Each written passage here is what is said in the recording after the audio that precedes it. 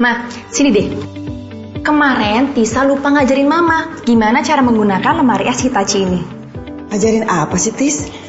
Kalau kita sentuh sekali, pintu lemari esnya akan terbuka satu.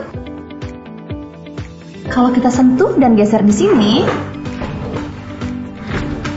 pintu lemari esnya akan terbuka keduanya.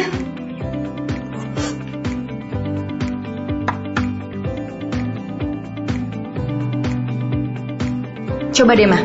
Kita tinggalkan lemari es ini.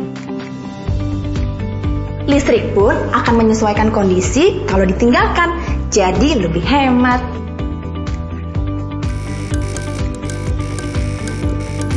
Ma, Mama nggak usah khawatir, karena tegangan listrik lemari es akan menyesuaikan dengan stabilizer. Oh iya, Ma, dan yang lebih canggihnya lagi nih, Ma, kalau mati lampu, lemari es ini akan tetap bertahan sampai 15 jam. Jadi sayur-sayuran dan buah-buahan akan tetap segar. Untuk variasi lengkap bisa klik website Hitachi. Dan ayo, upgrade hidupmu sekarang juga.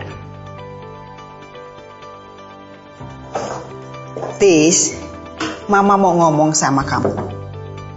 Iya, Ma. Sesuai amanat papa kamu, sebenarnya kamu itu sudah dijodohkan dengan anaknya teman papa. Hah?